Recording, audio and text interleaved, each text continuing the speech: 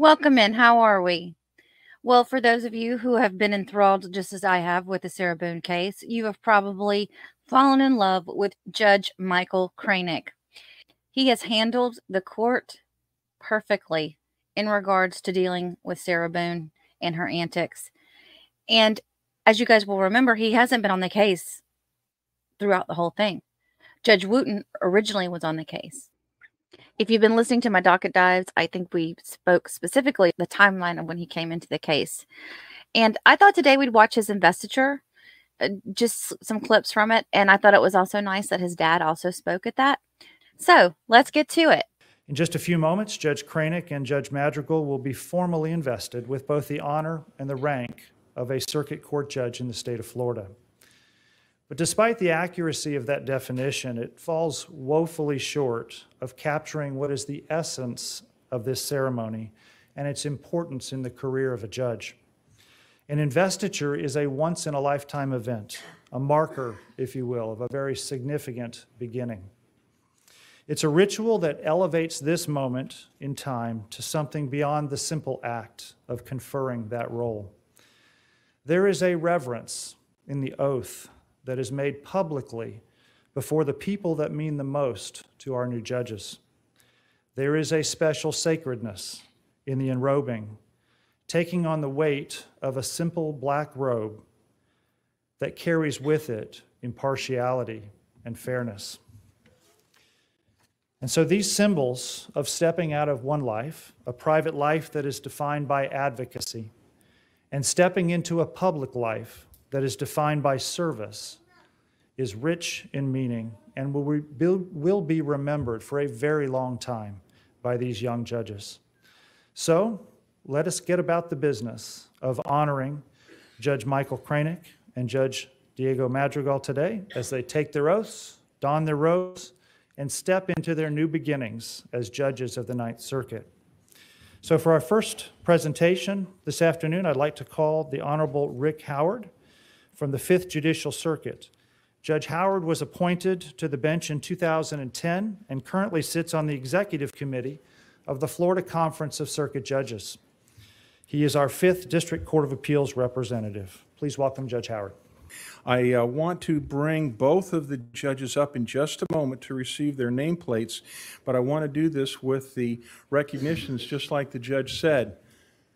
This is once in a lifetime.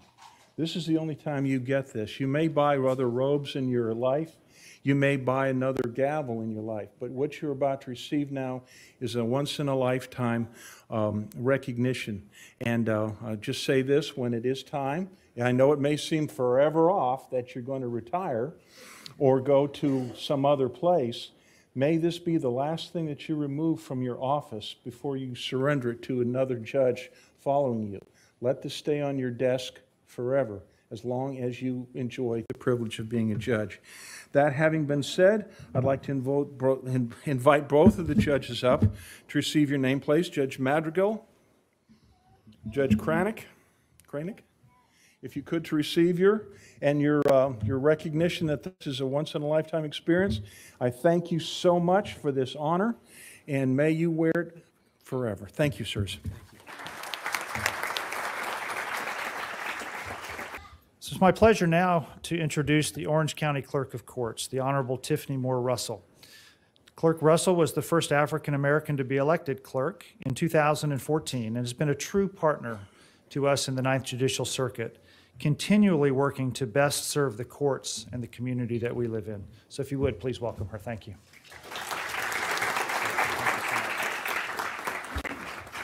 Good afternoon, everyone. The clerk's office works closely with the judiciary in and out of the courtroom, and here in Orange County, we value that relationship as we know that it is critical in serving the citizens of Orange County. So to the Honorable Michael Kraynick and the Honorable Diego Madrigal III, know that the clerk's office here is ready to stand with you and assist you in any way we can. And please know that you can contact my office or my staff should you have any issue that may arise in your courtroom or any issue that's outside of the courtroom.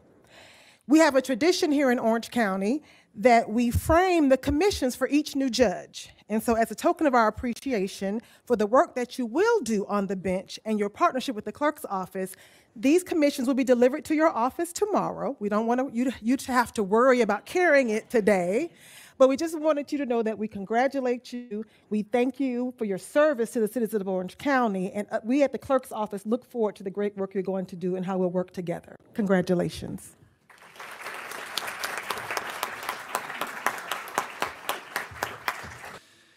So the great Green Bay Packers football coach, Vince Lombardi, is quoted as saying that the dictionary is the only place that success comes before work. Work is the key to success, and hard work can help you accomplish anything. Michael Kraynick is described by his friends as an intense, young, smart lawyer, a devoted father and husband, and he has been successful in many things. But what preceded his success was an incredible work ethic instilled by his family and the job experiences that they exposed him to as a young man. I had the privilege of interviewing Judge Kraynick for an upcoming Ninth Circuit podcast, and I got some insight into the roots of his incredible work habits. There is no doubt that the citizens of the Ninth Judicial Circuit will be the beneficiaries of Judge Kraynick's hard work and diligence on the bench. Today, Judge Kraynick will be introduced by his father, John Anthony Kraynick. The oath of office will be administered by Judge Denise Beamer, and he will also be enrobed by Judge Beamer. Mr. Kraynick.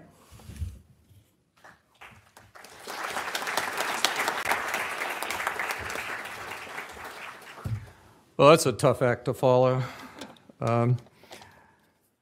Good afternoon, honorable judges, ladies and gentlemen, members of family. It's my pleasure to be here this afternoon, along with my wife, Betsy, and my youngest son, David, to talk a little bit about my oldest son. I hope that many of you have already Googled him, so you're probably aware of all of the things I'm about to say, but I'm going to dig a little deep this afternoon and see if we can provide you some insight or perhaps even embarrass him. Most of you probably know he was born in West Palm Beach, Florida. What you probably don't know is that he's a third-generation Floridian. His grandmother was born in Key West in 1914 after immigrating from Cuba. So he's about as deep south as you can get, but it's only due to geography and not necessarily to his drawl. Michael grew up in West Palm Beach, and he started playing Pop Warner football at a very, very young age. It became his passion. Now, Michael, he was a husky boy. So, sorry, son. Sorry.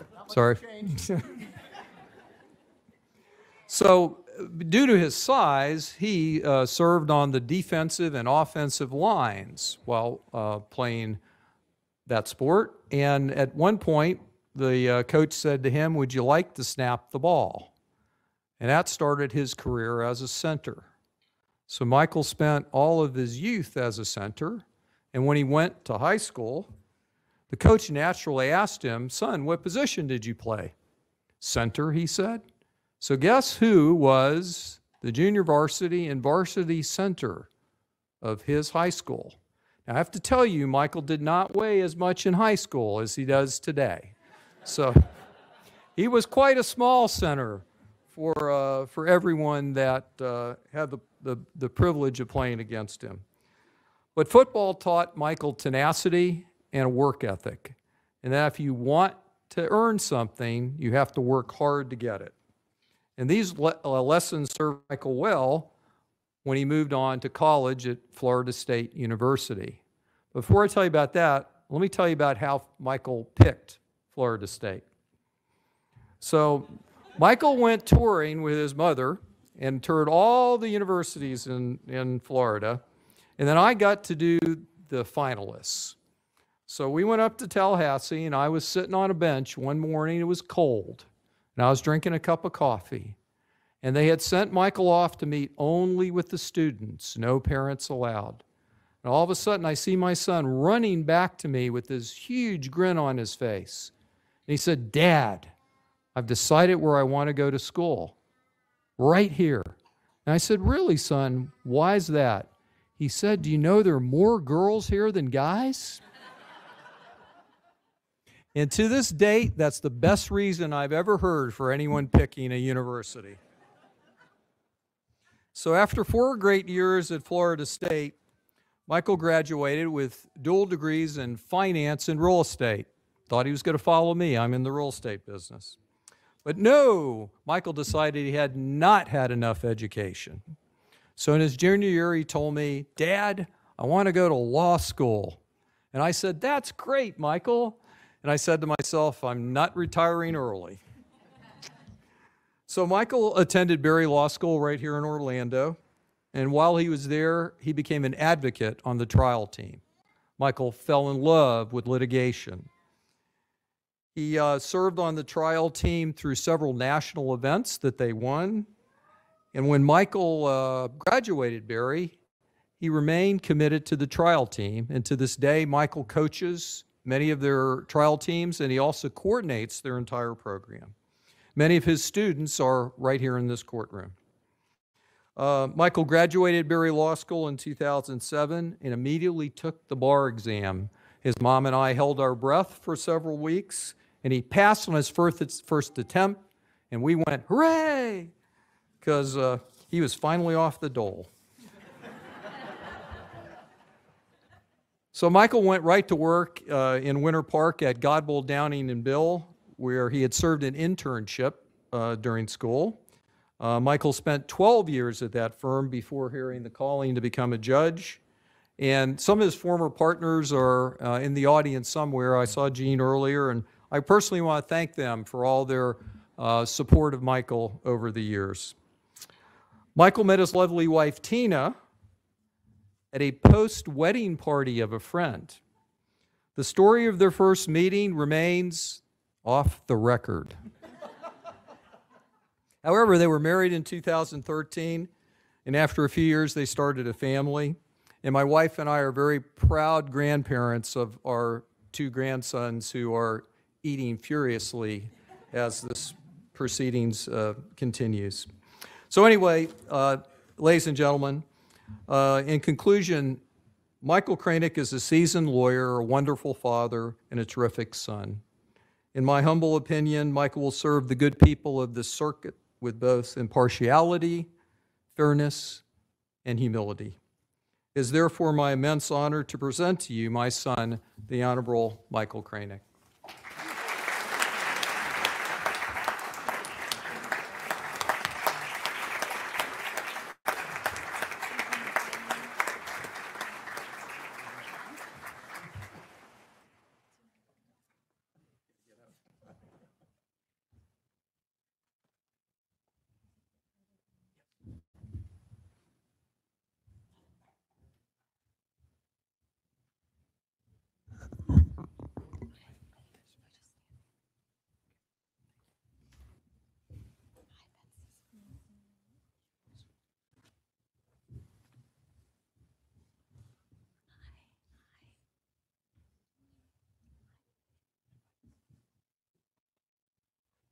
All right, raise your right hand. Repeat after me. I do solemnly swear I do solemnly swear that I will support, protect, and defend that I will support, protect, and defend the Constitution the Constitution and government of the United States and government of the United States and of the state of Florida, and of the state of Florida, that I am duly qualified that I am duly qualified to hold office under the Constitution of the state, to hold office under the Constitution of the state, and that I will and that I will well and faithfully perform well and faithfully perform the duties of Circuit Judge the duties of Circuit Judge of the 9th Judicial Circuit of the 9th Judicial Circuit of the state of Florida, of the state of Florida, of which I am now about to enter. of which I am now about to enter. So help me God. So help me God. I now present to you Judge Michael S. Kraynick.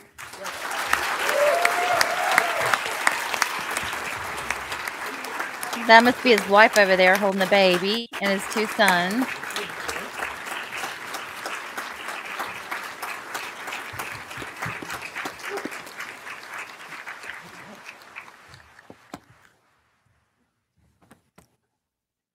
This is Mama.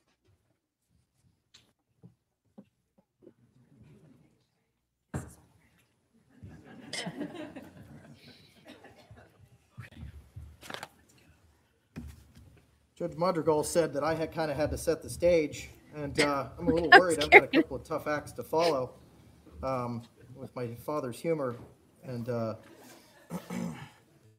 Judge Myers' kind remarks.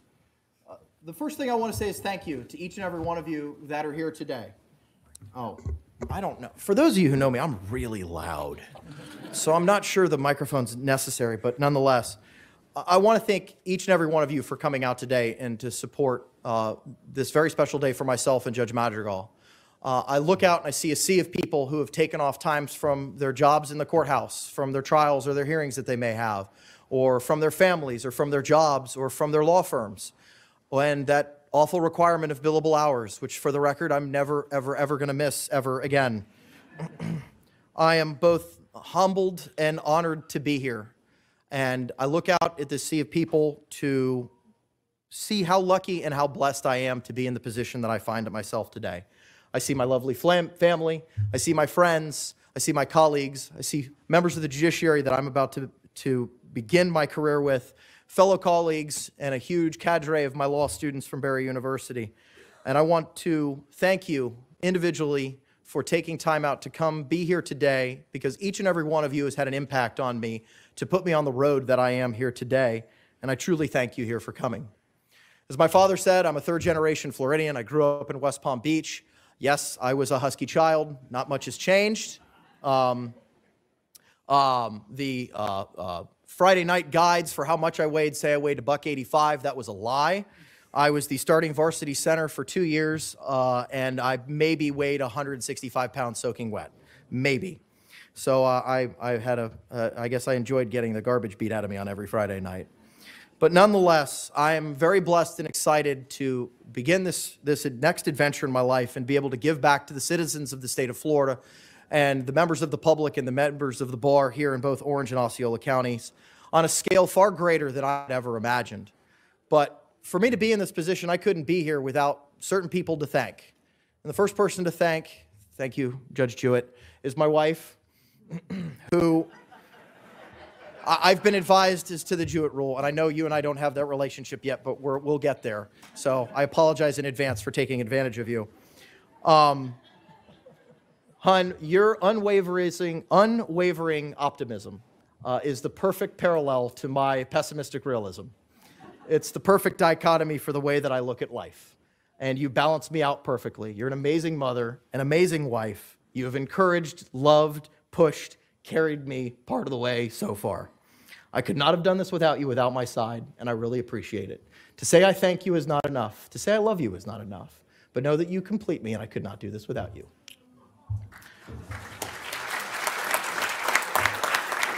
Aww. To my sons, John Robert and Mark Michael, if you didn't listen to Daddy before, Daddy's a judge now, so you really have to listen.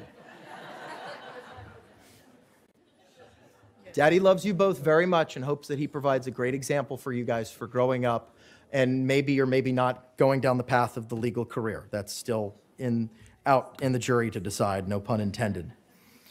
To my parents, John and Betsy, your lives have been the gold standard for examples of honesty, integrity, humility, hard work, and dedication to family and duty. You have been married to each other for 37 years, and the commitment that you've shown to each other, huh? Oh boy, I can't do math either. 41, which is like 37, it's like 2000 and 2010. It's the same thing. I thank you both for the level of commitment that you've shown to my brother, your grandchildren, me, and the love and support that you've given from day one has been immeasurable, and I thank you. To my brother, David, your unbridled confidence and constant ability to make fun of me and keep me grounded will always keep me in check, and I thank you for that. My brother and I are completely different. Aside from the looks, I'm clearly better looking and have more hair, but he has an immaculate beard. I'm not a risk taker. My brother is very much the risk taker.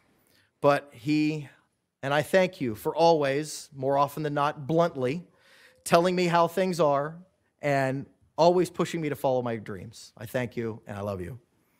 I have a special thanks to Michael Damaso and Furman Lopez. Michael Damaso and Furman Lopez were my coaches when I was an advocate on the Berry trial team, and they saw something in me that I don't know that if I knew existed.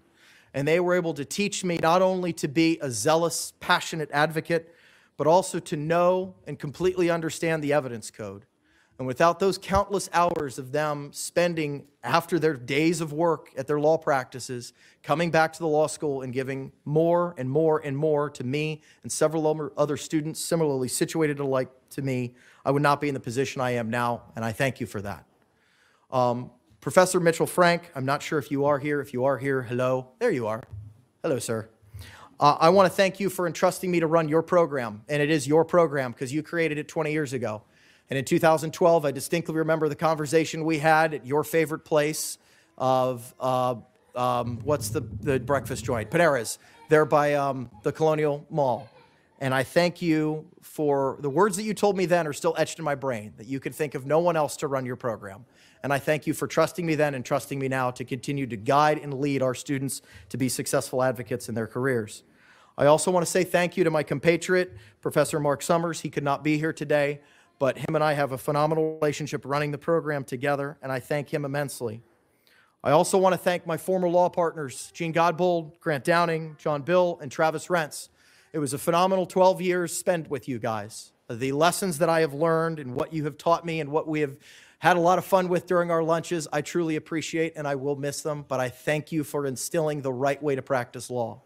Specifically, I want to say thank you to John Bill.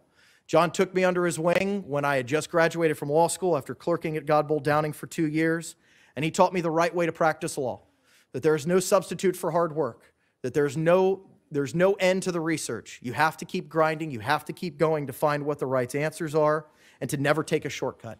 I thank you, John, for the time and energy and effort that you put into me. I could not have been here without the friends that I've had throughout the years that have had a major impact on my life. From law school, beginning the application process, through the application process, and now becoming a judge, I want to thank each and every one of you. I want to specifically thank the Honorable Judge Meredith Sasso, Judge Beamer, and Judge Starr for your constant counsel as I was going through the application process. I appreciate your unconditional support and how you guys helped me through that. I cannot say thank you enough. To John Beamer, Michael Sasso, Michael Cornelius Sasso, Allison Ember, Mark Peltzman, Brian Driscoll, Tom Bryan, who has also a phenomenal beard, I may add, Eric Jontz, Lauren Bruschka, Celia Ruiz, Jamie Sermiglio, David Harrigan, Michael Cahill, Christina Figueroa, and the McPeak clan. I thank you for your love and support as this adventure of life that we have gone through together. I thank you so much, and I am honored to call you my friends. For the members of the Ninth Circuit Judicial Nomination Committee, I thank you so much for your full faith, credit, and belief in me, that you took the time to vet the candidates that were before you, and you gave me the opportunity to go to Tallahassee. You knew what our circuit needed. You knew what was needed to fill the breach, and I thank each and every one of you for giving me that opportunity to go to Tallahassee and now fill that breach in the Unified Family Court in Osceola County.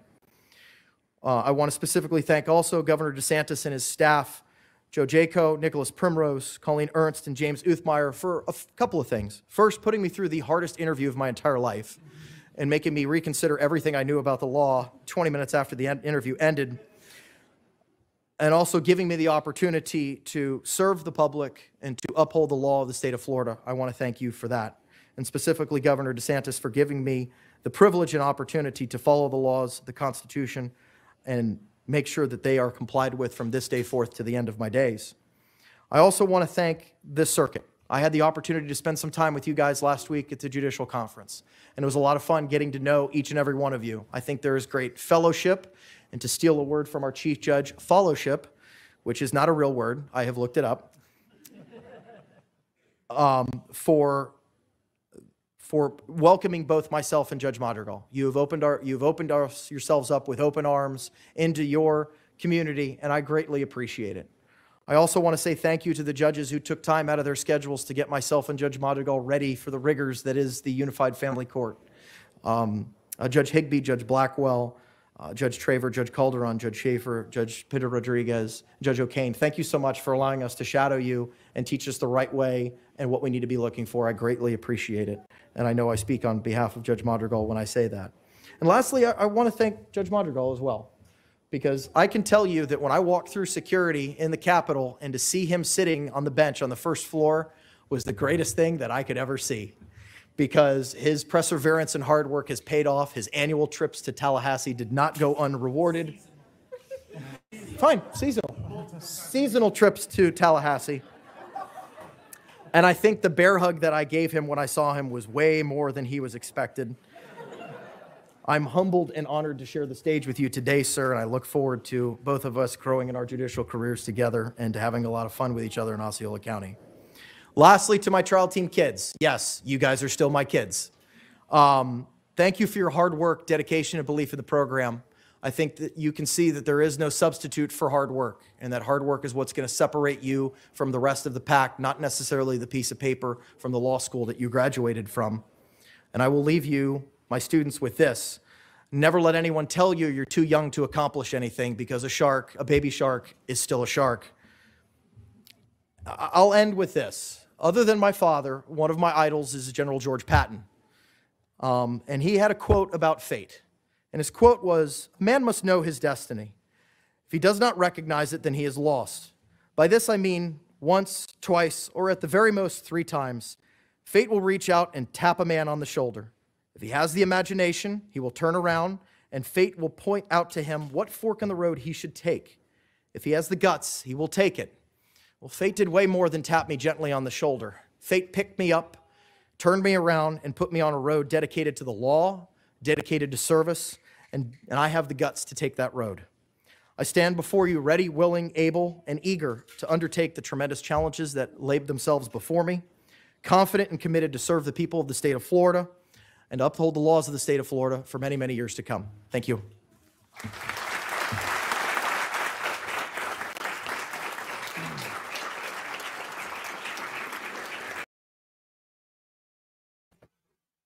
I thought that was pretty cool.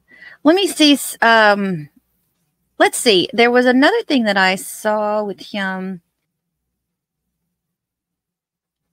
Umansky Law Firm. They were doing a podcast. I don't even know when this was. So we don't do bios, but sure. I do want to give our listeners, this is a little bit different. You've been on a lot of forums and a lot of shows. And I want to give the people that are listening, and for later, the people who are going to listen later, not just the lawyers, but the non-lawyers, get an idea kind of who you are as a person.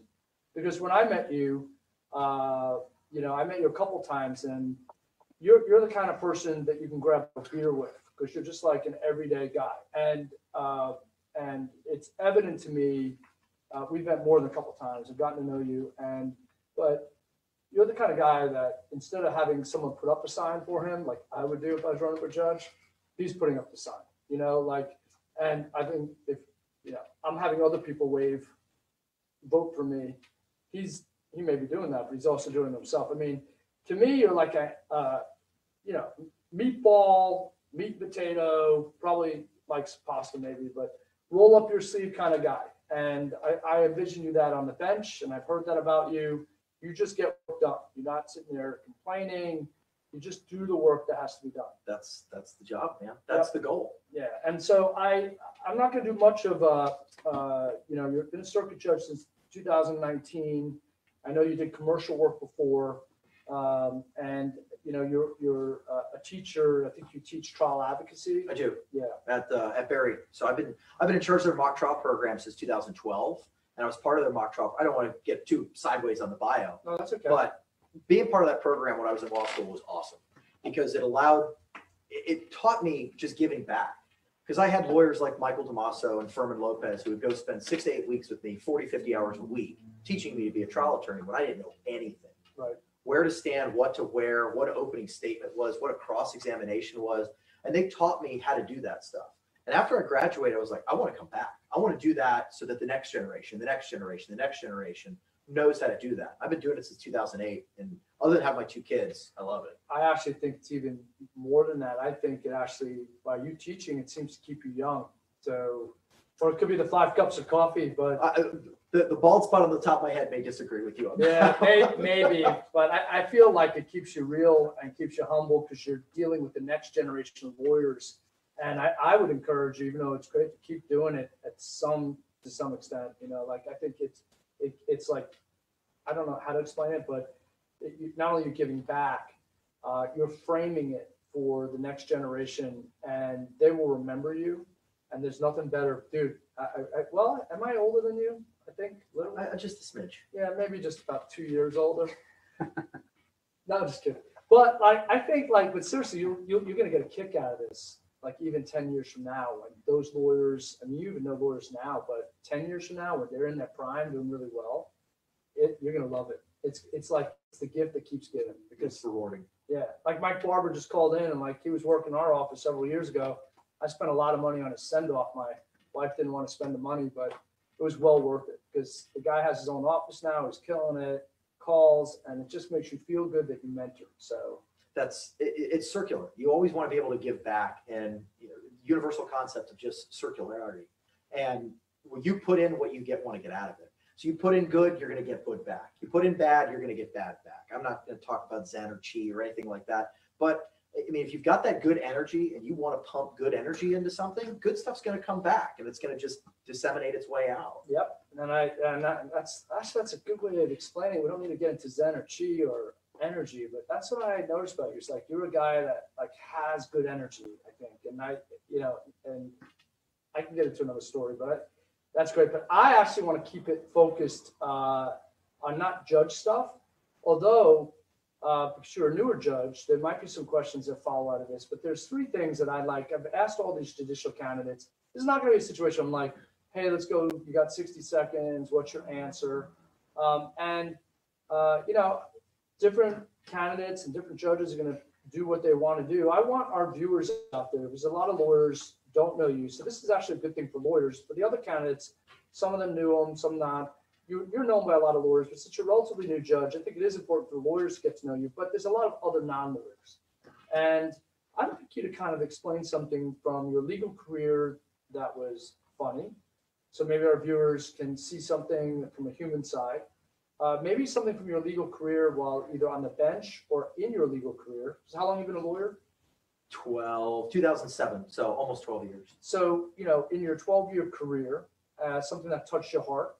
And then I'd like to get into the last question of the day is something a little deep, like a belief you held. I think our last guest, I may have phrased it wrong. I said philosophy, but it's not your judicial philosophy, but a belief or something that you held on to for a while that perhaps may have changed or evolved. I'd actually be curious if you held a belief that actually changed over the years, but it could be an evolution through an illegal experience that you've had that made you rethink maybe how you viewed things in the past, if that makes sense. Sure. And you could take them in order or out of order. I like to start with fun first, though, I think. Yeah, I agree. So pump the energy up. So drink another Have another shot of Have that another rock shot. hard There juice. you go, buddy. Okay, so it's your show. All right. So funny things that have happened. Let's go pre being a judge and then we'll tackle some funny things that have happened being a judge. Pre-judge, my morning routine is wake up early, 5:30, 5:45, get ready and head out. And those mornings where you've got a long commute, if you're heading out to Lake County or whatnot, you've got a big hearing you're getting ready for. So I got my coffee all fired up for my travel mug, traveling on out there and driving, listen to the morning radio show or whatever, and get a sneeze.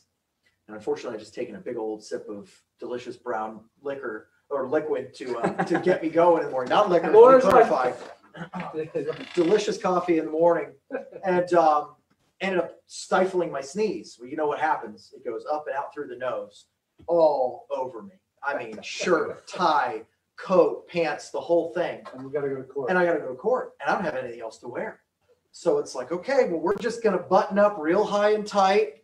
Nobody look at my shirt. Because it was one of those things where it's, if I turn around, I'm never going to make it. And it's just, you got to just press on.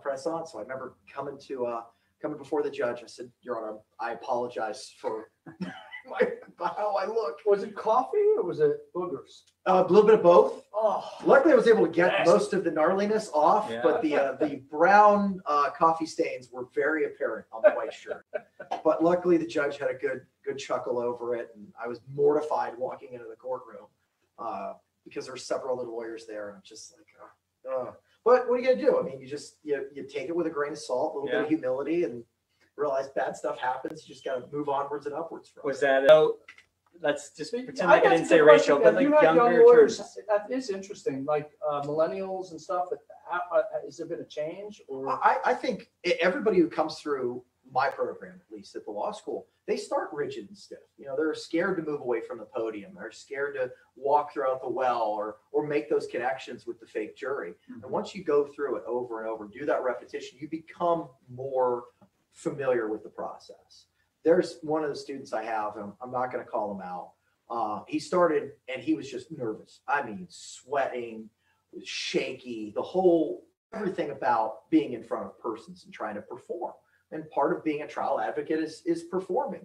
Make yourself likable, telling a good story that you can follow, that makes sense, and just being open and humble. And I think that goes a long way when you're trying a case in front of a jury. And to see him grow from that to a lion over the last year and a half has been phenomenal. And he'll say that the reason he's been able to do that is because of what I put into him and the rigorous crucible that I put him through. And this is what's expected of you. This is what you need to be doing. And it's ones or zeros. It's either you're going to do it or you're not. Do or do not. There is no try. which is why being a lawyer, I mean, I sometimes miss some of that. It's kind of like you're just in the mix and there's no way to hide. If you don't have the intellect, you're going to get embarrassed. If you don't have the ability to think on your feet, you're going to get embarrassed. So you should have the grace and levity to laugh at yourself. And I think, like, actually, I was thinking about your situation with the coffee and the boogers. I think just the coffee. There were boogers too. Yeah, but like, that's a horrifying situation. And then now I look at it and go, that's a perfect situation to get someone to engage with you, a judge, opposing counsel, the other lawyers in the courtroom, who, just to get them to laugh at you. They won't think anything less of you. They could, who cares? But I mean, I think the real thing is you use that to your advantage, actually. You could break the ice. Like, you like my new design, Judge? I don't want to be disrespectful, but I'm sorry, when we first start, you're just. Well, you're nervous because I was lucky enough where I was at the firm that I became a partner at that I got thrown into the fire really early. So I wasn't just in some windowless office or the broom closet pumping out memorandums and motions. I got thrown right into the fire doing hearings and whatnot. And I remember going to hearings and just being so uptight and nervous. I didn't want to deviate from my argument. I didn't want to deviate from anything that I had prepared because that was what my focus was on. And as I grew older and I matured and I learned more, life is about growth. And to grow and be able to adapt and be more affable and be more go with the flow on what's happening. Mm-hmm. I'm still not great with it. My wife will tell you I'm a control freak. But through time, I think I've gotten better with that. And you see that, I think, with the younger lawyers as they grow up, they get more experience, they become more fluid. Yeah, I think to Bill's point, I think it does make someone more personable when you are able to like have a little chuckle here and there. Is there a line though, as far as like when it becomes disrespectful in the courtroom? Is there a line that you go like, are there attorneys, I don't know, if wardrobe is, if you're not wearing a tie, not, straight and narrow. No, because I'm not going to call somebody out. I mean, if we're going to switch gears to me being on the bench now, the way I look at it is this. I'm no different than anybody else. Okay. Yes, I'm a judge. And yes, I wear a black robe. I had to explain to my 4-year-old why it's not a dress, but we'll get to that later. Hey, check the audio. Make sure this is some good stuff. I want to make sure we all on. Yeah. So, I'm sorry, I just brain farted. No, I interrupted because I want to make sure the audio is good and so there were no glitches. You're talking about the robe? So I'm no different than anybody else. I mean, I wake up the same way. I put my pants on the same way. I brush my teeth. I shave. Everything anybody else does. The only difference is I'm on some elevated platform in a very ornate, beautiful courtroom that I'm blessed to work in every day. But I'm no different. I got the same issues. I have the same problems that everybody else has. But all of that needs to disappear when I walk through the door to take that position. All of it has to disappear. All that has to clear from my head, because none of that matters. The public that's appearing before me, the lawyers that's appearing before me, the parties, it doesn't matter. They don't care if I had a bad day. They just want to know that I'm listening to whatever it is that the issue is before me today, whether it's a domestic violence hearing, a temporary hearing, child support, alimony, because I'm in the unified family bench right now. So one family, one judge, everything pertaining to a family is in front of one judge. Yeah. And those issues are so much more important than anything I've got going on in my life.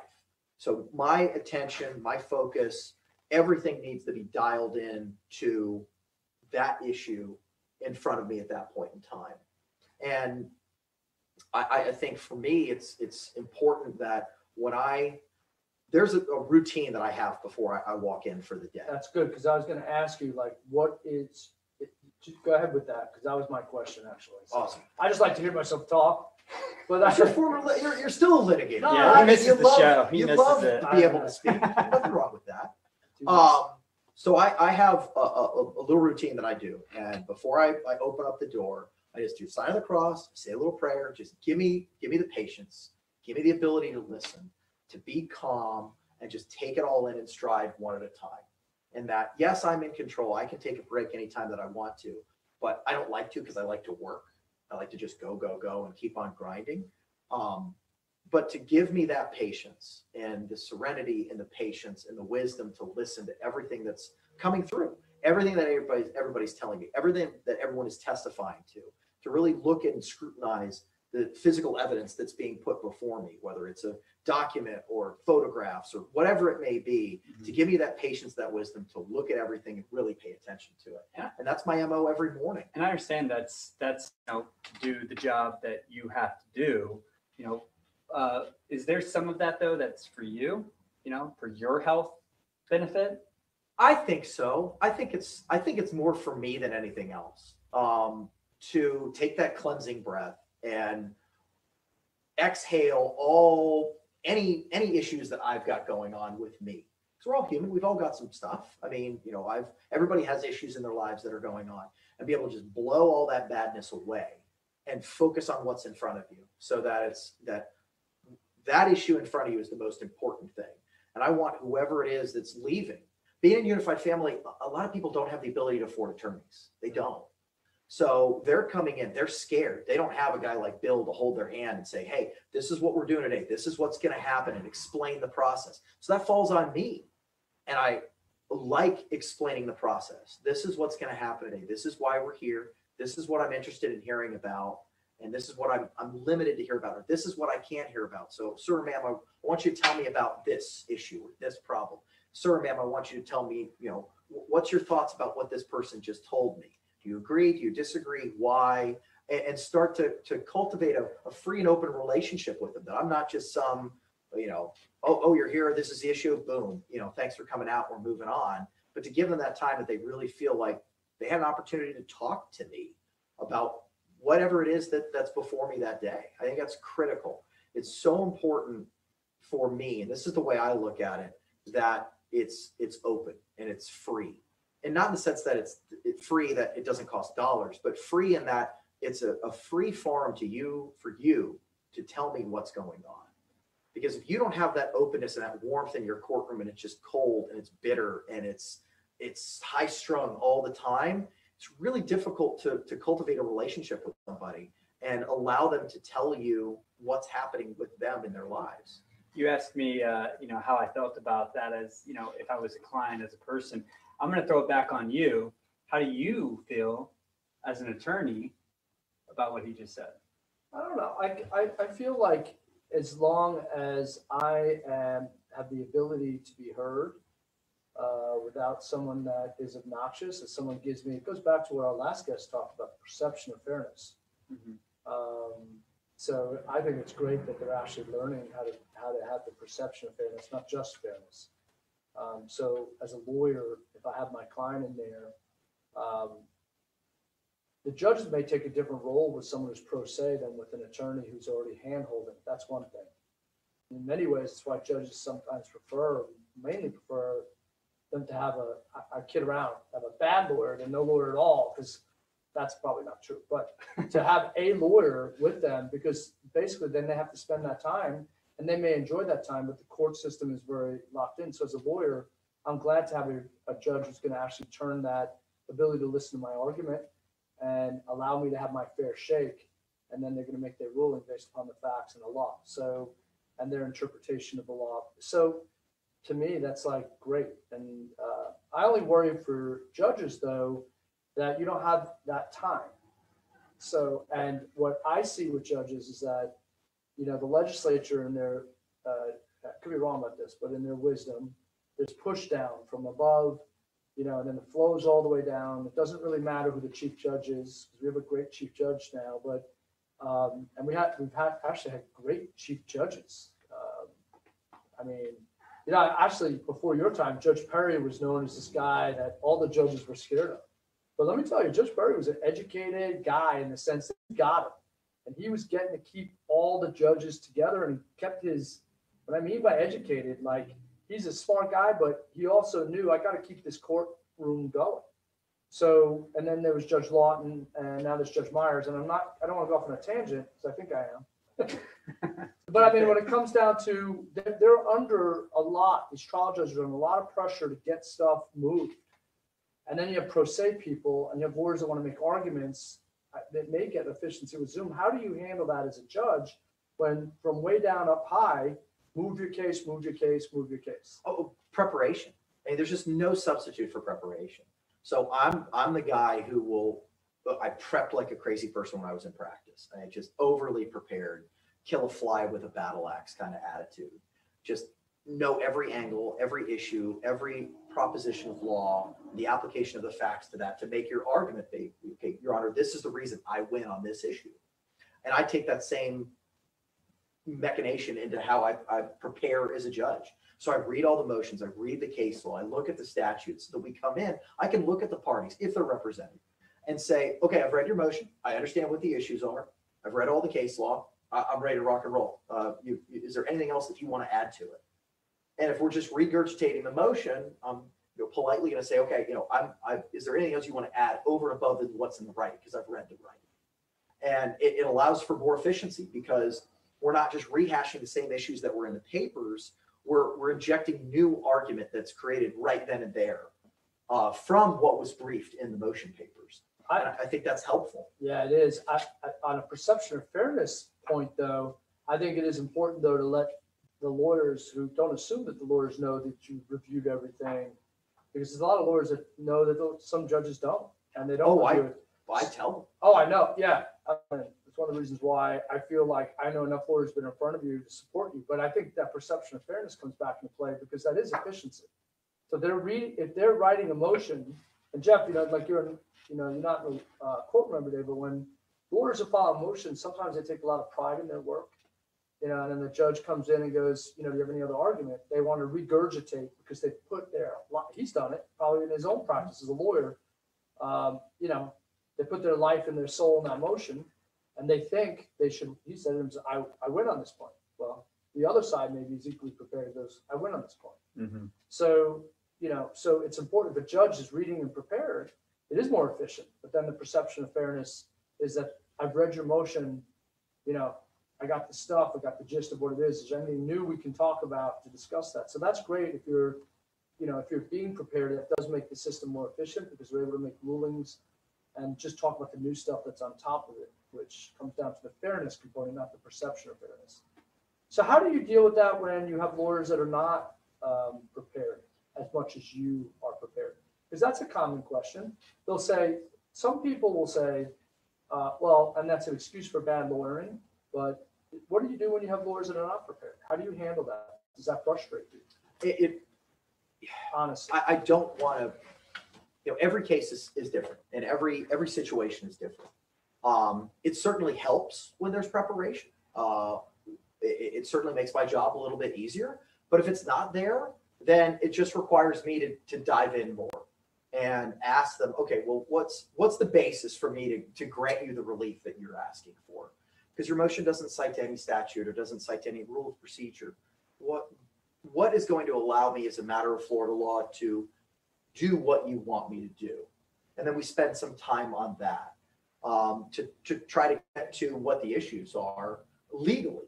Because sometimes you get these shotgun motions where it's just an omnibus, I want everything, and it's dialing it down to figure out where they're going, what is it they really want, and where could we go from there. Being in the unified family realm, a lot of the motions are form motions. So it's just kind of fill in the blank of what it is that you're looking to get, the relief that you're looking to get. Again, it just comes down to being prepared as much as I can for it. I got a great question for you. Why do you think, just in particular in that situation, because as you evolve and as you go to different areas, you'll see that some lawyers in commercial construction are doing a lot more motion work. In other areas, the lawyers are doing more form work. And why do you think that is? And how does that help in your thinking when you're dealing with situations? Well, I think, my view on that is limited because I've been on the bench for a little bit over a year now, and I really had no experience in the family law realm beforehand. I have 10 years in business and construction, 10 plus years in business and construction litigation.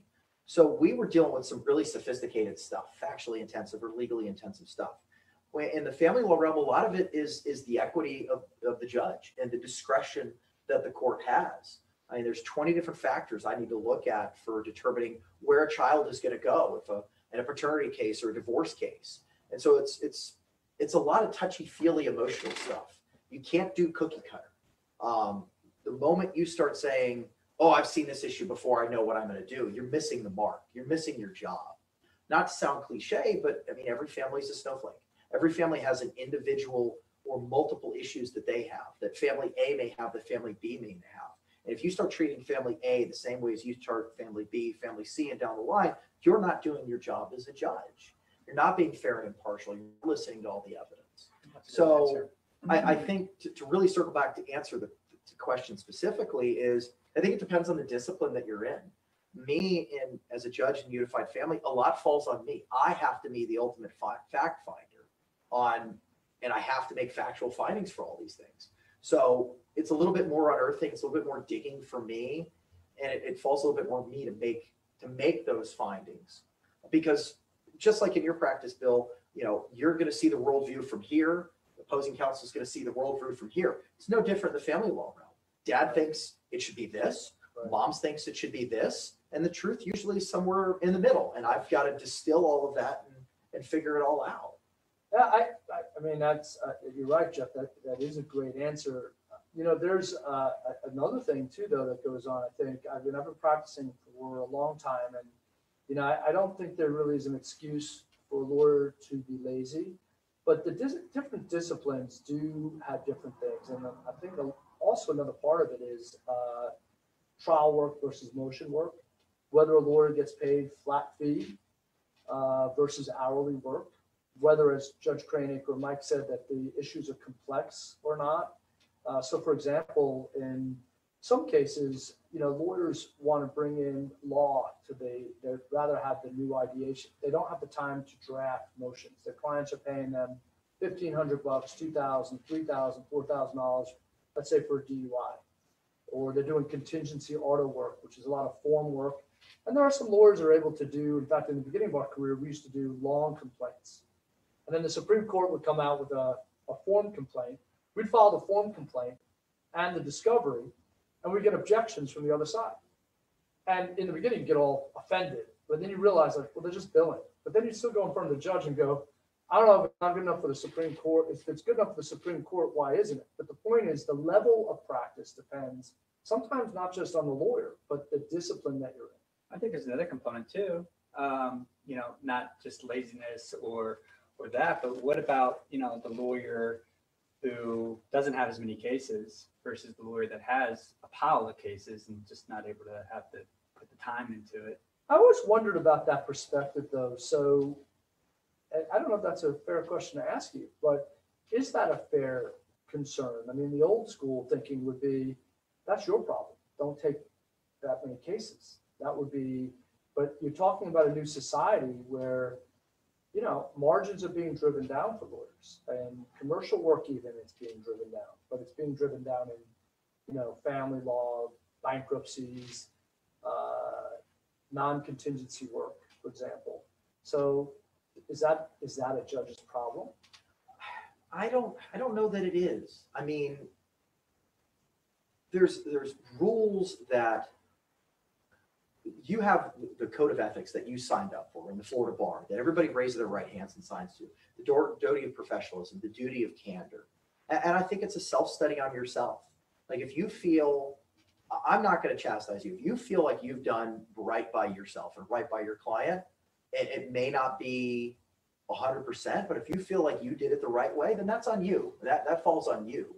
I don't know the lawyers that come before me pretty consistently. I don't know how many cases they have. I know they have quite a few with me, but I don't know if they have a dozen cases in their portfolio or 120 cases in their portfolio. I don't know. But I know that for me, what matters is, am I prepared? Am I prepared to draw out what I need from the lawyers to make the right decision in accordance with the laws of the state of Florida? That's the most important thing for me.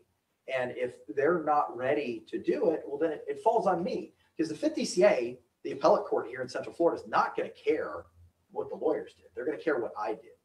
It's going to be my name that said, Judge Kraynick was right or wrong, here's the reasons. So whether the lawyer is whether their drafting is good or whether they prepared or whether they've taken on too many cases, it doesn't so much matter to me because it's on me to make the right decision at the end of the day. And it's my job to make the right decision. So if I've got to do more work, okay, so be it. So I've got to ask more questions. I've got to really get to the nut of what the issue is. Maybe the lawyer didn't ask all the questions that needed to be asked. Then it falls on me to ask those questions to make sure that I'm making the right decision. And it's not just the right decision under the law. We're talking about kids. We're talking about families here. I mean, I'm a father. I got 2 kids under the age of 5. I know how important it is. So when parental alienation is happening, I want to make sure that those kids are going to be in the right circumstance. Parental alienation is where one parent won't let the other parent know what's happening with the kid, okay, and are alienating and preventing them from having a relationship with the other parent. And it's super detrimental from a psychological reason and a bunch of other stuff. It's really bad. And I want to make sure that not just that I'm following the law, but the children, the kids, because my number one, under the rules for unified family, my number one priority is the kids.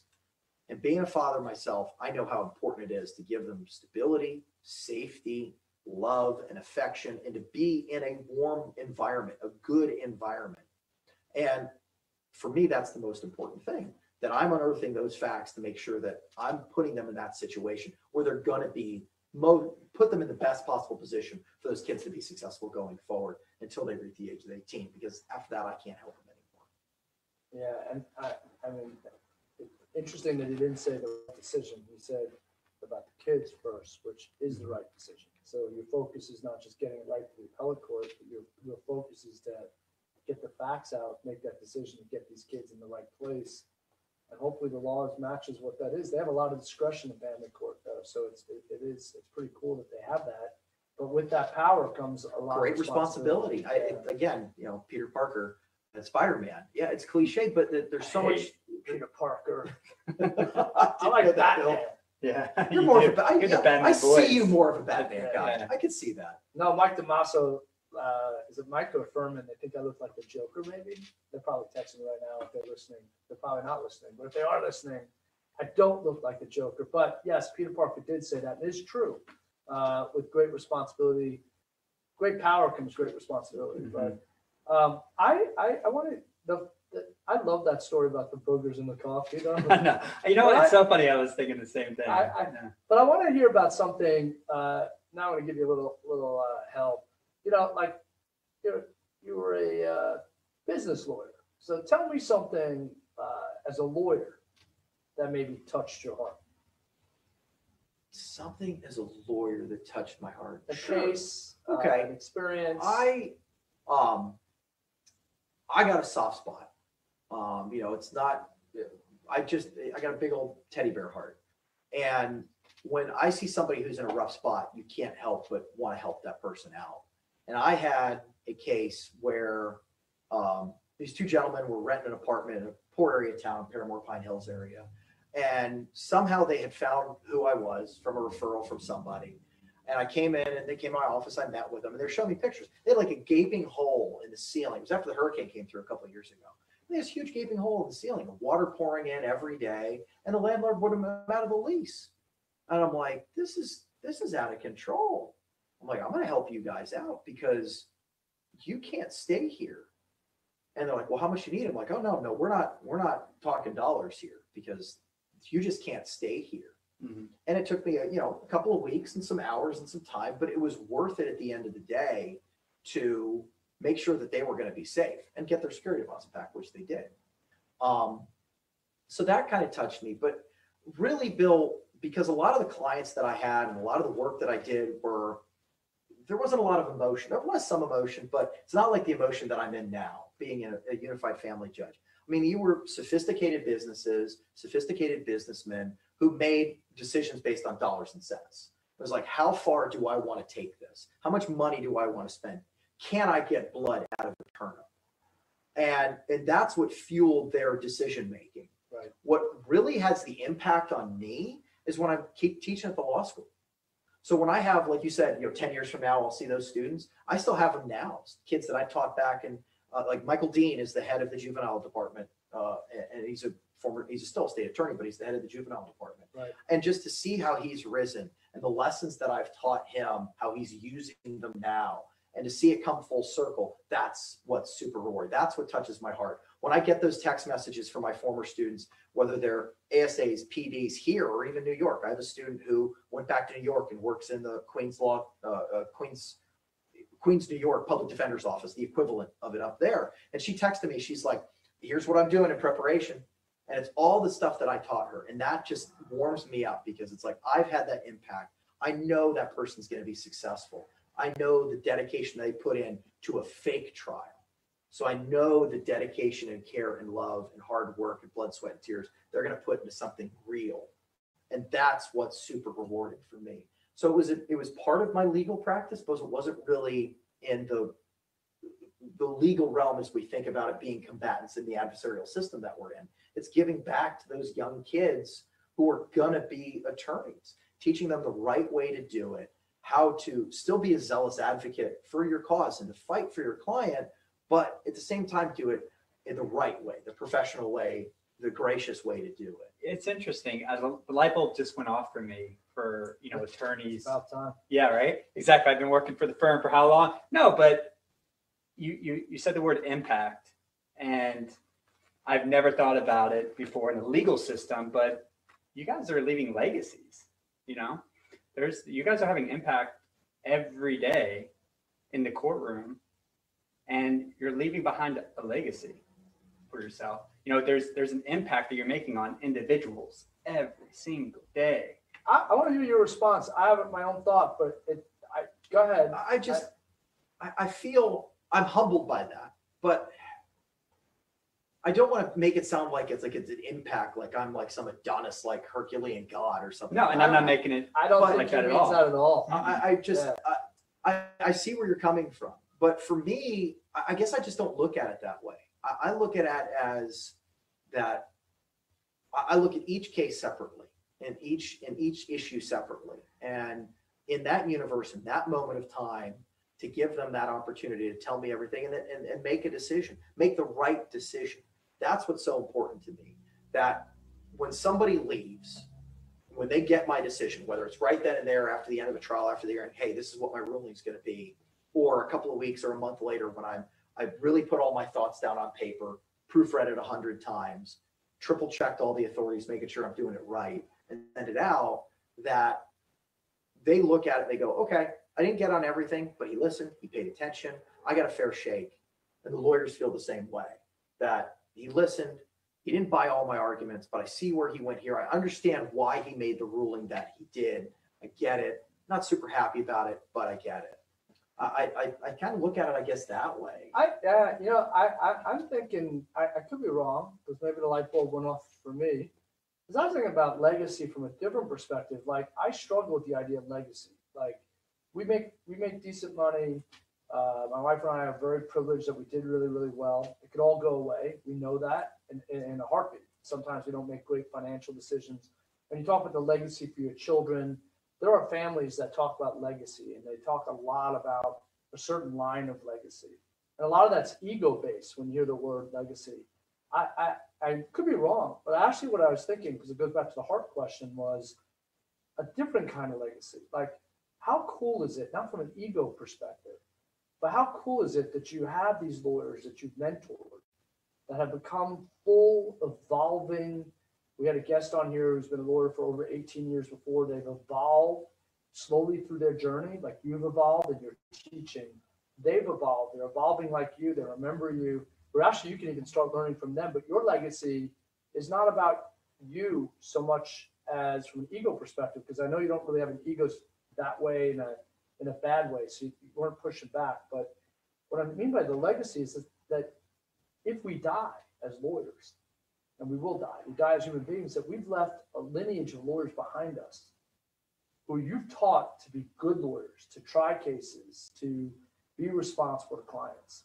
I've done the same thing, but in a different way too. Partly that, but mainly I don't teach my lawyers how to try cases. They're better lawyers than I am, but I've taught them to be decent, have a sense of humor, care about their clients. Yes, it's important, run a business for themselves. Make sure they get paid what they're worth. Give back to the community.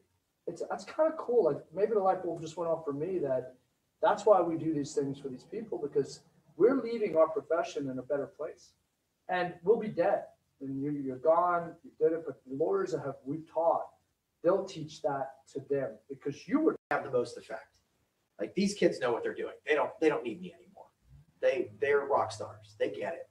Who are the kids who need the help, who need to learn how to crawl before they can walk, before they can run? Those are the ones I want to start with. So is your answer the same for being a judge? I think so.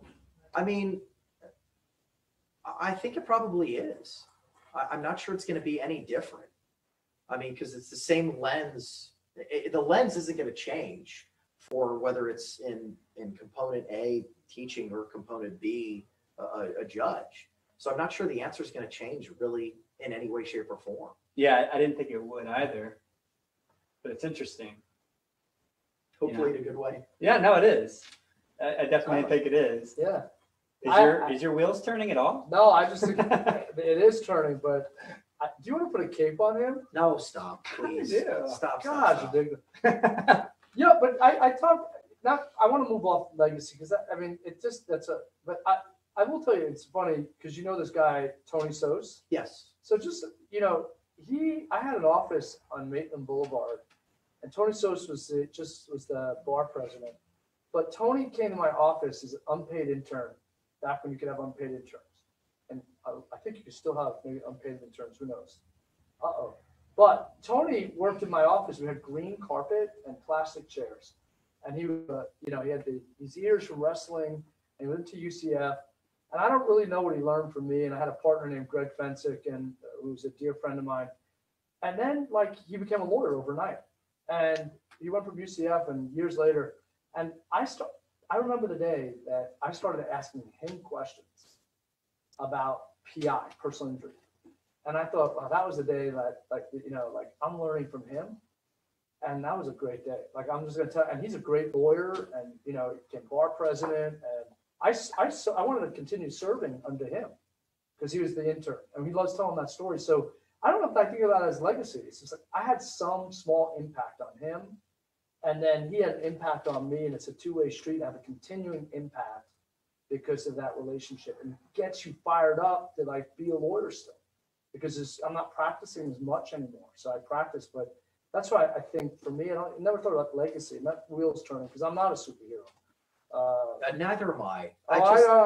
Sounds you Bill, mentioned Peter Parker twice. I appreciate it. But superhero, I am not. I'm just a regular, hardworking dude. That's just all. A grinder. Yeah. Well, when you said grinder before, I was thinking about a poker player, Mike Mizrachi. You know him? I do not. He's a grinder. So, but that's how I vision you. You're just a guy that gets things going and keeps working it till you probably beat it to the end to get it done. So, that's great. So I have another question for you, though. Fire away. It's the last question. And But we can go on other things too. I don't care because I like talking to you. But an experience you had maybe in your legal career where you viewed things a certain way that let's not do evolve, changed. No, change means evolve. Like you flipped, maybe you flipped it. Is there any kind of viewpoints you ever held that you flipped or evolved so much it's much different than before? That's a tough question. That's just a difficult question. Yeah, to give you some perspective, it's kind of that. funny because we had our strategic planning meeting yesterday, and I brought up an example. I'll bring it up now just to give you some perspective on that. Is we did a strengths finder, and I took the test about 4 years ago, and one of my top strengths was empathy. And I brought it up yesterday because, it was yesterday we had the meeting.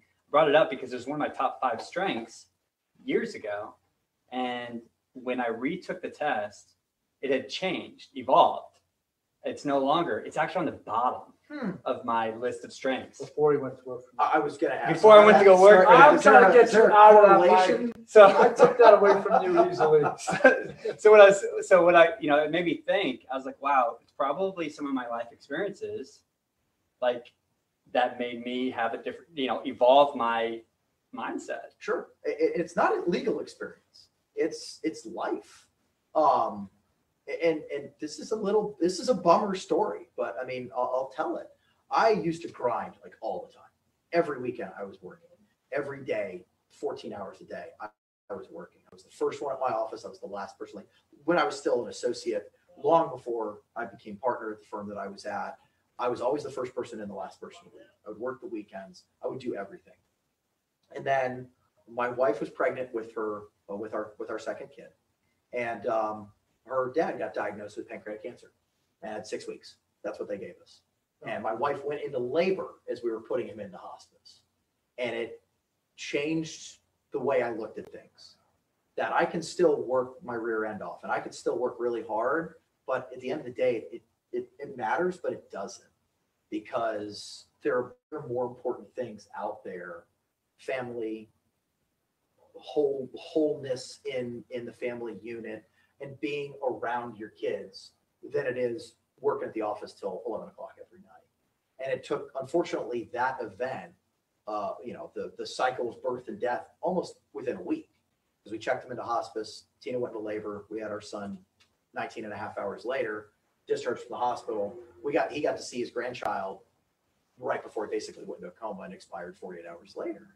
And it changed something in me. So it wasn't something in the legal profession. It wasn't, I used to look at, an argument through this lens, and now I look at it through this lens because of some interaction I had with a judge or another lawyer. What it was an experience in life because when my grandparents passed, I was too young to appreciate what that was. So this was really the first, familial death that affected me.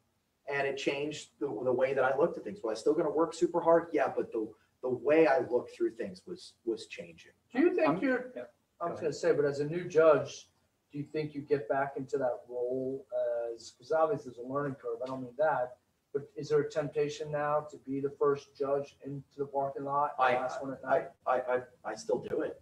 So when I first started, I was taking the train at that point in time, and I was the first person in, and I was the last person to leave.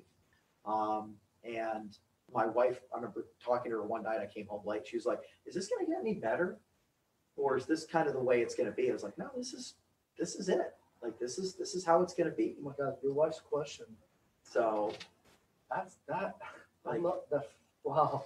I'm sorry, but that question that's a tough she's question like, for a spouse to ask. I thought, and she's like, "Is this going to get easier?" I said, "No, probably Right. not. The hours aren't going to change." Right. So the same MO I had as a practice can be the same MO. Right. Like being a judge is not an 8 to 4 job or a 9 to 5 job. It's not. I have over 2,000 cases on my docket. It can't be that level of time because there's too much to do and not enough time in the day to do it. I can't give everybody an hour or 2 hour hearing, even though they think they may want it. I give you half an hour. I give you 15 minutes. But if you have an issue that needs to be resolved very quickly, I can get you in 30 days, but I may not be able to give you all the time that you want because I'm limited, because you're not the only issue that I've got, well, not only case that I've got before me. So that changed the way that I look through things. So I try to unplug.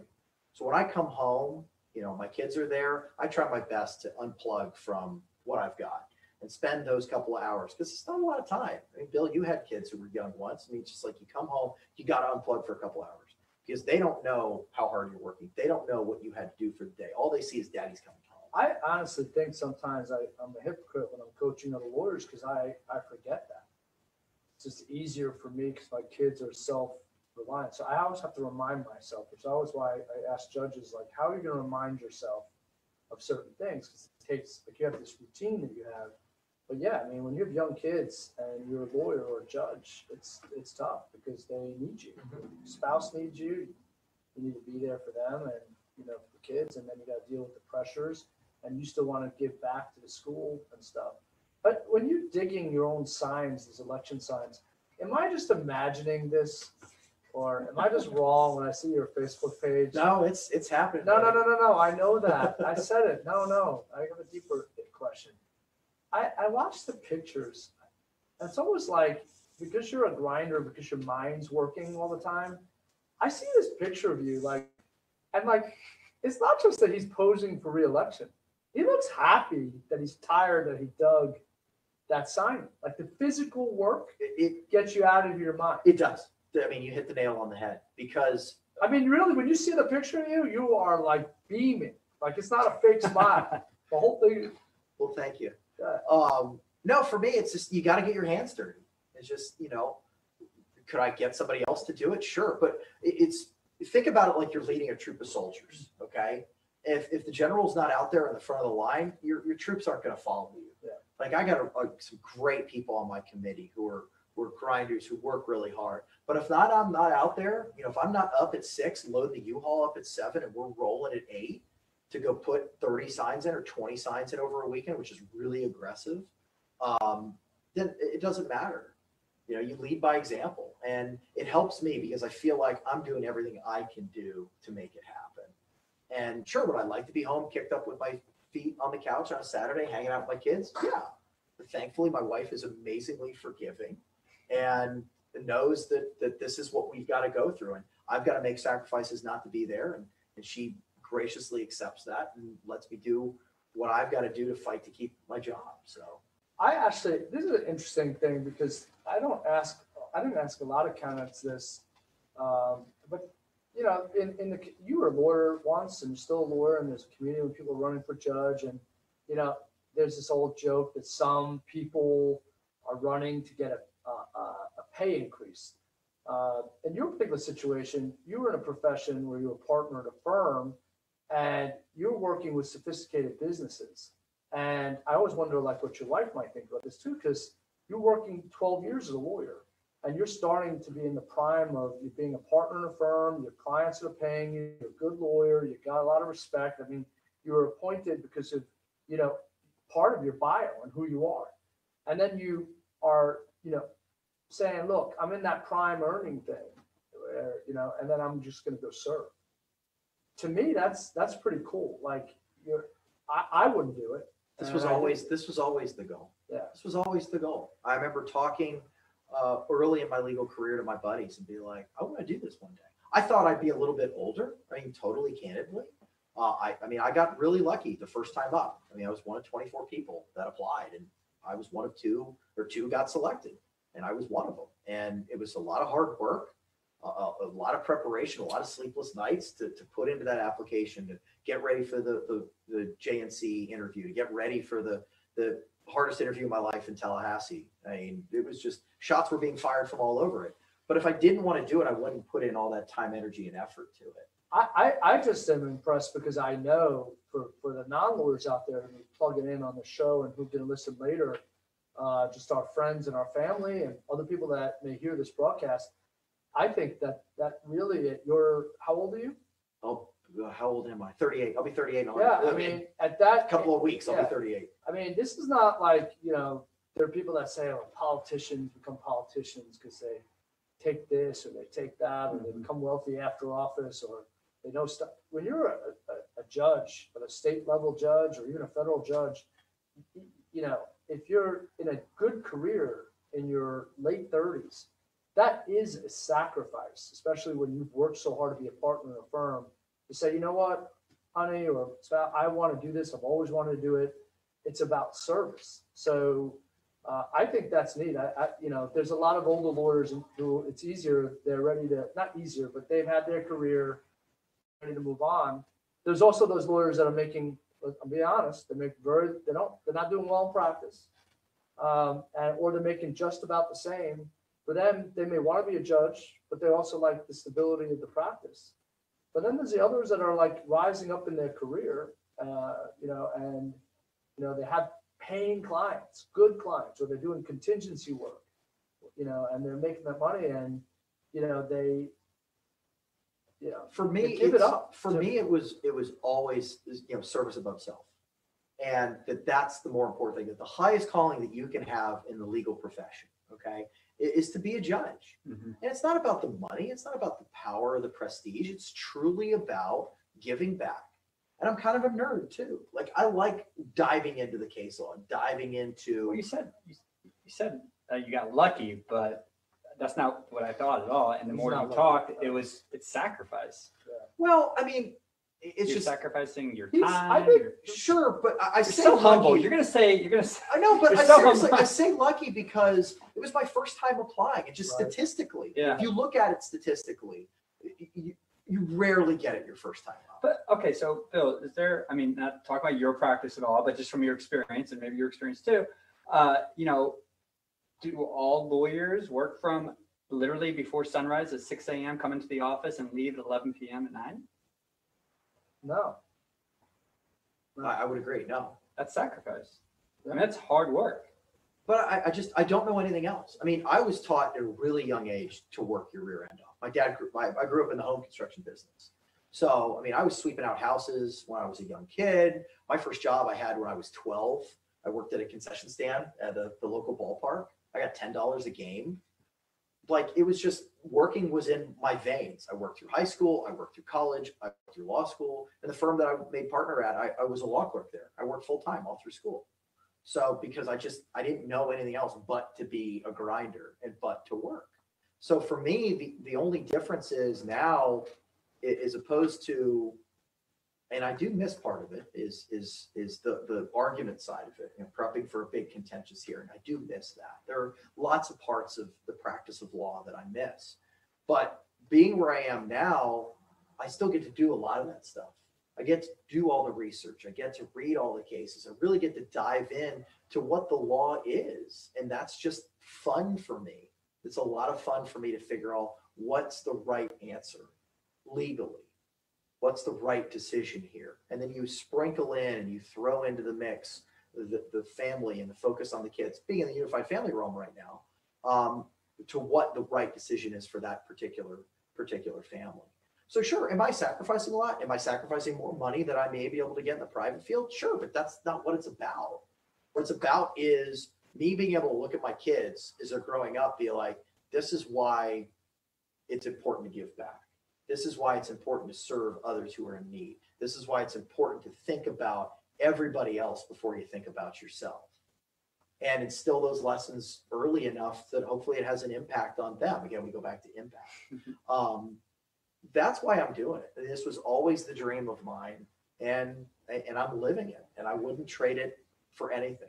The work is difficult. The hours are long, but I wouldn't trade it for nothing. I actually think that's maybe even a bigger impact when your kids get older, is that when you're living your dream and your kids see that, I'm about to get emotional for a second, because, you know, your kids see it and they know that you're happy in your job and your workspace, and they know that you're driving because you're living your dream. That's probably the biggest, well, it's not the biggest gift. From my perspective, it's the biggest gift I give my kids, is that I'm happy doing what I'm doing. So, you know, and, you know, so whatever it is that you're doing, whether you're a judge, a lawyer, business owner, a teacher, fireman, you know, and I hope that stays, you know, your lane, for you. And I hope that if it ever changes, that you'll have the guts to just get out. And Bill, it's funny because I've actually said that, where if the level of dedication changes, or the level of prep changes, or the level of care changes, it's time to get out.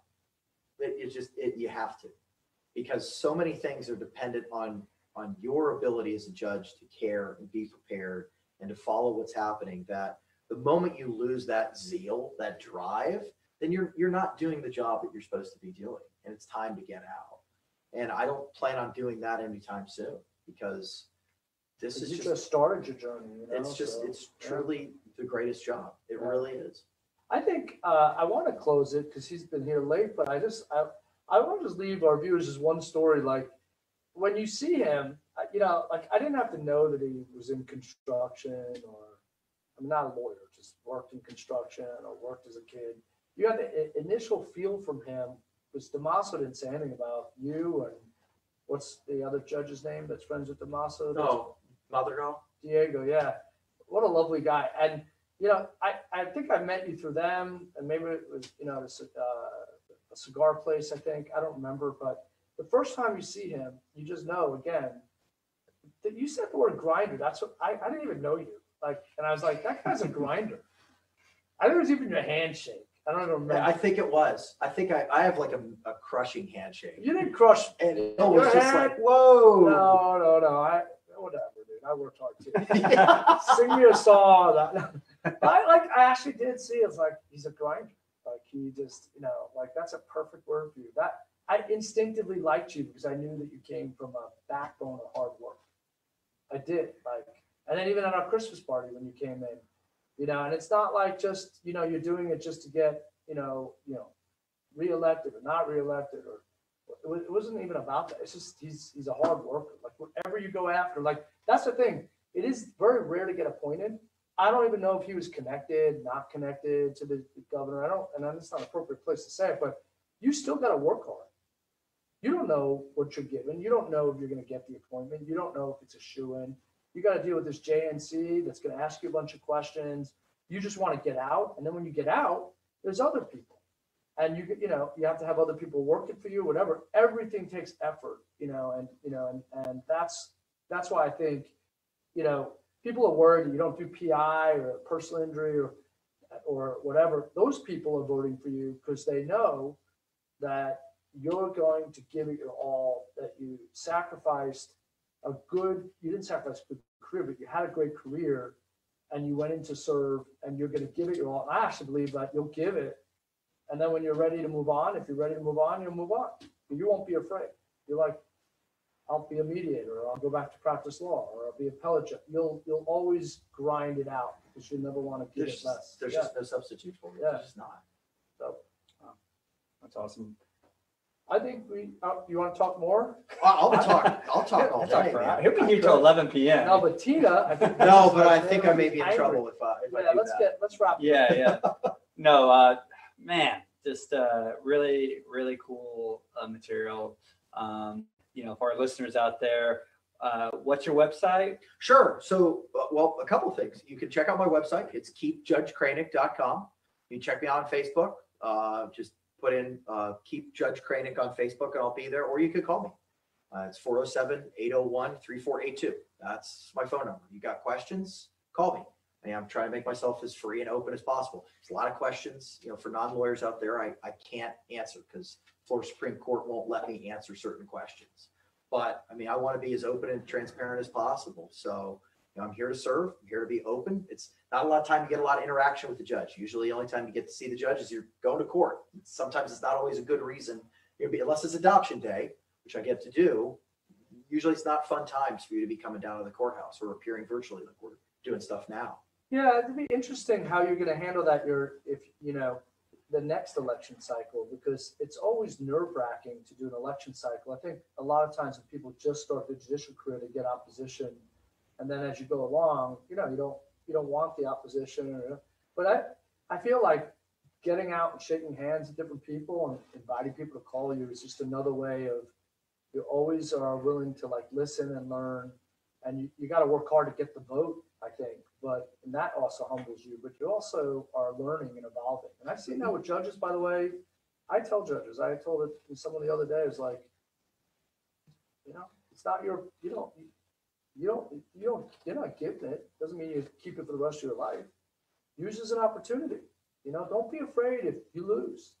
Go in and win, right? Go fight hard, but use it as an opportunity to meet as many people as you can to learn, evolve, and continue to grow. And that's the key to life, because the moment you stop learning, it's problematic, because things are constantly changing. So you have to keep learning. I mean, at the end of knowledge is toast, because then you become closed-minded and you become one-sided, and you're not willing to expand your mind. And you have to be willing to listen and learn and grow, because if you don't do those things, then you just become closed-minded and you become sheltered in a wrong way, in a bad way. You're not open to new ideas or new arguments, something super creative Bill comes up with. And that's important for you to continue to do those things, because if you become closed-minded, then you lose the focus of what you're trying to do as a judge, or in any walk of life. Any walk of life, or in anything. Okay, I thought that was kind of neat, listening to his interview with that other attorney, being able to see him receive his robe. And there's a full video of his investiture. It's under the Orange County Sheriff's Office YouTube page. So that's everything I wanted to show you. I just thought it was interesting to watch this on Judge Kraynick, since he was going to be the one that we're going to be spending at least a good week with in Sarah Boone's trial on October the 7th. As of now, I'll say as of right now, the next hearing will be the much-awaited trial conference. And that is on September the 26th. So we will be live streaming that. And we're also going to be live streaming the trial. So I hope that you guys can be here with us for that. We'd love to have you. And we have a great community of people that chat. Everyone's very respectful. With that being said, I'll be back soon. You guys take care. Thank you for watching, everyone. And listen, if you were enjoying those weekly crime news reports that I was doing, where we hopped around from topic to topic and gave about 2 to 3 minutes on each, I have started a sub-channel dedicated to crime news only. So please check out the link to that channel down in the description box below. And if you don't mind, subscribe so you can be notified next time I upload a video. Thanks for watching, everyone. If you enjoyed this video, please do not forget to like and subscribe on your way out, and feel free to leave a comment. Have a blessed day.